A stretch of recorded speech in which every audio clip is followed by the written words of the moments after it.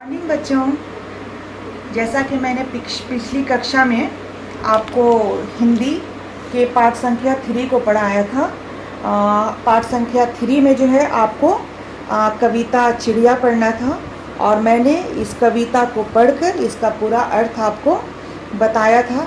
आज मैं इस कविता से आपको इसके द्वारा दिए गए क्वेश्चन आंसर जो हैं वो सारे चीज़ आपको मैं बताऊंगी।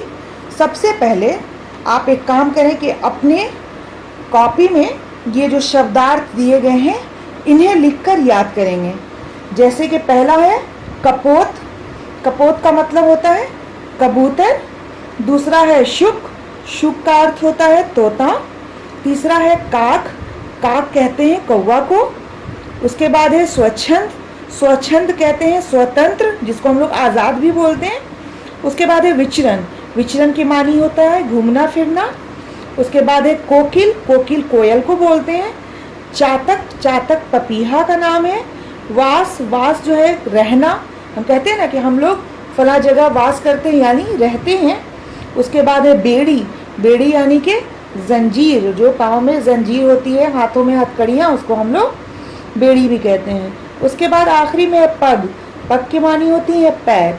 तो आपको एक काम करना है कि पहले इन शब्दार्थ को अपने कॉपी में लिखकर उसे याद करना है।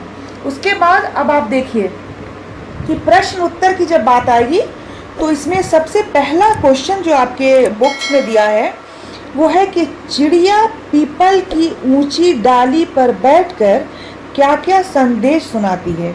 ये पहला क्वेश्चन है कि ये जो चिड़िया है ये पीपल की ऊंची डाली पर बैठकर हमें क्या क्या संदेश सुनाती है। इसका आंसर आपको अपने आंसर बुक में लिखना है।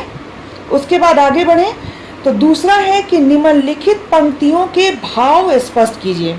यानी ये जो कविता की लाइंस दी गई हैं इन्हें आप अपने शब्दों में लिखें, अपने वाक्य में इसका उत्तर दें।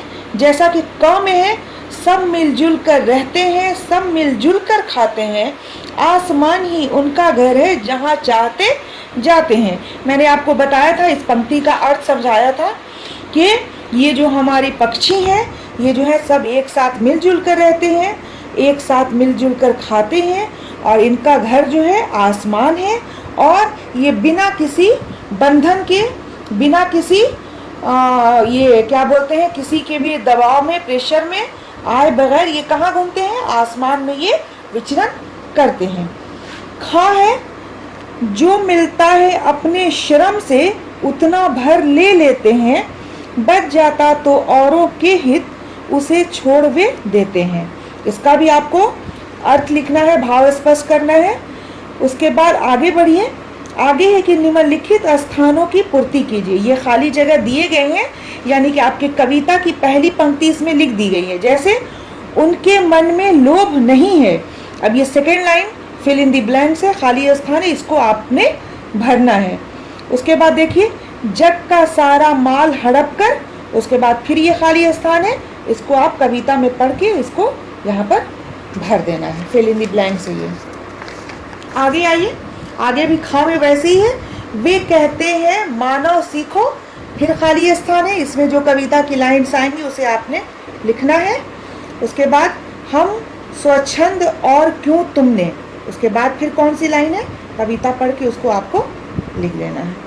आगे देखिए, आगे एक बहुत ही इंटरेस्टिंग क्वेश्चन है बच्चों। क्वेश्चन ये है कि आप देख रहे हैं कि आजकल जितना ये पॉल्यूशन है, प्रदूषण है, पेड़ों और जंगलों की कटाई हम मानव अपने सुविधा के लिए कर रहे हैं, उसका नतीजा ये हो रहा है कि आज हमारा पर्यावरण प्रदूषित हो रहा है ना। चाहे वो ध्वनि प्रदूषण हो या फिर आपको वायु प्रदूषण हो, लेकिन ये सारी चीज़ें हो क्यों रही है, हम मानव की वजह से।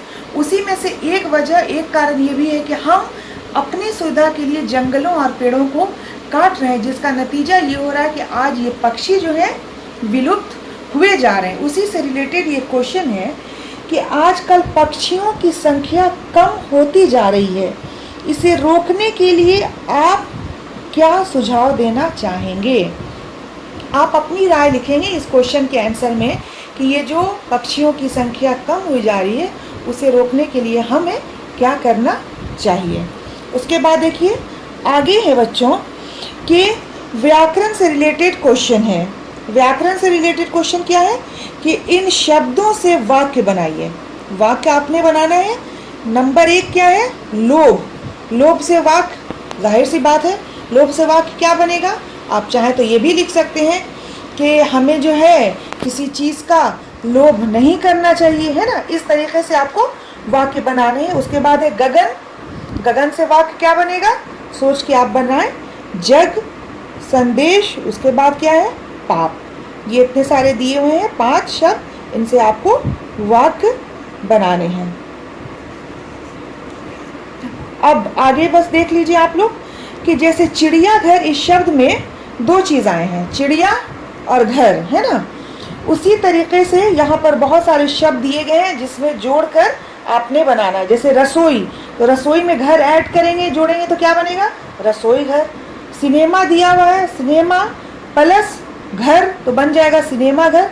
इसी तरीके से ये सब दिया हुआ है, रसोई, सिनेमा, डाक, अजायब, पार्सल, पूजा, भंडार, कूड़ा। इसमें घर ऐड करके आपको इसको कंप्लीट करना है। उसके बाद आगे क्या है?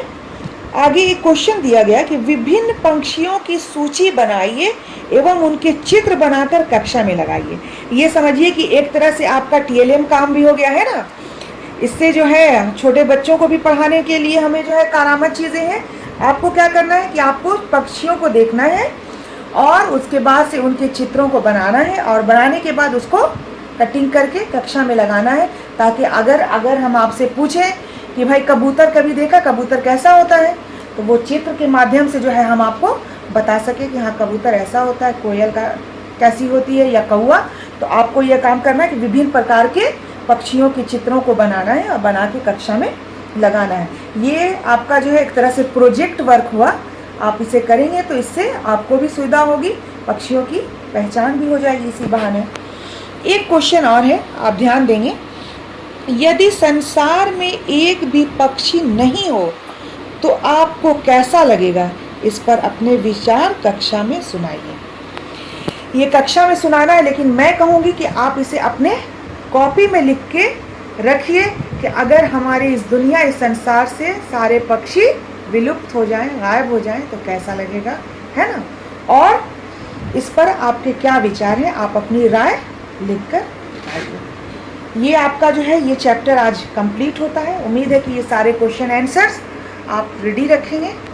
अगली कक्षा में मैं फिर दूसरे चैप्टर्स दूसरे के साथ आऊँगी। तब तक के लिए